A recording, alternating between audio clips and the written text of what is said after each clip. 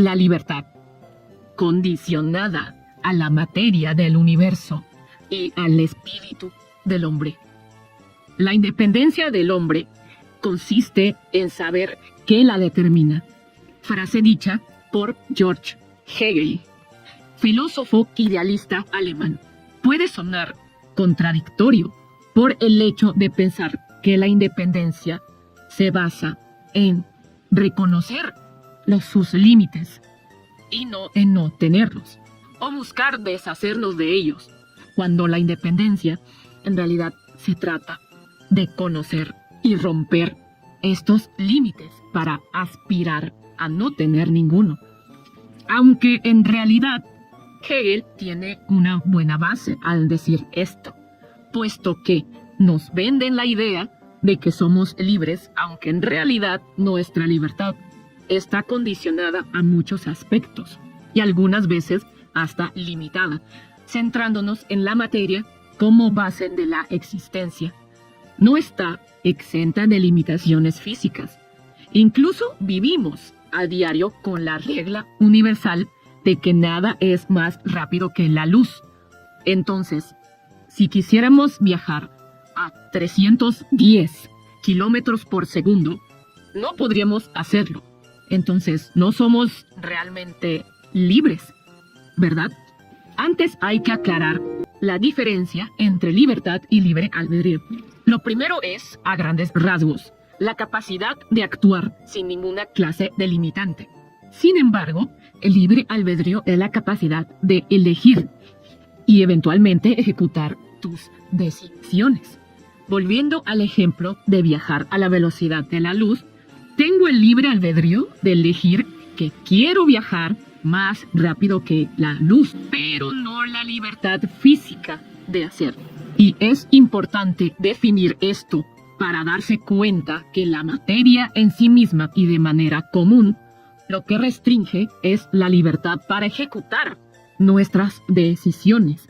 Entonces, si consideramos a la materia como base de todo, nuestra libertad está condicionada a las limitantes de la materia misma. Visto desde otra forma, somos tan libres como la materia misma. Ahora, creer que la materia es la base de todo, eventualmente lleva a un pensamiento materialista. Arthur Schopenhauer criticaba a los materialistas por esto mismo. Y por otra parte están los idealistas, creyendo que todo lo real proviene de una idea. Estos también eran criticados por Schopenhauer, ya que tanto la materia como la idea son representaciones y no pueden ser causas de la realidad. Entonces, la libertad está condicionada dentro del concepto de libertad absoluta, en las limitaciones físicas e ideales que el universo y nuestro propio ser delimitan. En este contexto, el concepto de ser se añade como limitante de nuestra libertad. Aquí entra en juego el tercer elemento de este trío de conceptos filosóficos, el espíritu. El espíritu, al igual que otros conceptos, tiene distintas interpretaciones. Schopenhauer lo describe como una voluntad inherente como resultado de la materia y las ideas. Hegel, por otra parte, lo describe como el proceso dinámico mediante el cual la realidad se comprende a sí misma como pensamiento, una actividad constante de autocomprensión y autorrealización, y no una sustancia fija o algo dado de forma estática. Pero más interesante es la meta del mismo, que convenientemente es alcanzar la libertad y verdad absoluta. Dejando de lado la verdad absoluta, ya declaramos que una libertad absoluta es prácticamente imposible por las limitaciones de la materia. Pero un espíritu libre, teóricamente, podría erradicar las limitantes que nos autoimponemos como seres.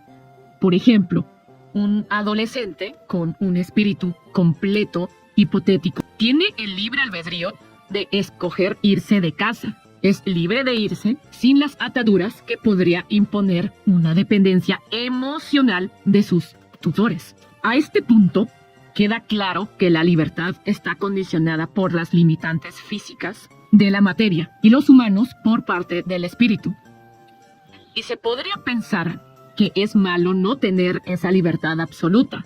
En realidad es todo lo contrario. Imagínense que por un momento un joven de espíritu libre que tiene el libre albedrío de escoger cometer un atentado y la libertad de hacerlo. La única barrera que quedaría sería la legal. Pero en un mundo hipotético de completa libertad, esta barrera tampoco existiría. Estaríamos frente a una situación donde lo único que nos separaría de destruirnos entre nosotros es la libertad de elegir no hacerlo. Pero en este ejemplo, ¿y si el chico no tuviera brazos o piernas? Esto demuestra que en realidad las únicas limitantes reales son las físicas. Por esta razón hay tanto crimen en el mundo. De nada sirven las leyes si el individuo decide ignorarlas.